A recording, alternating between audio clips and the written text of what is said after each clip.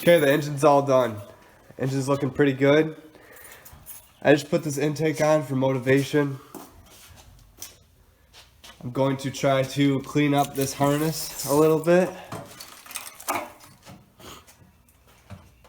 Then the next step will be putting the clutch on and then picking out one of these transmissions because I have a longer and shorter gear transmission. So I need to decide which one I would like to go through and use and pair with the engine, and then it'll be ready to go back into the car.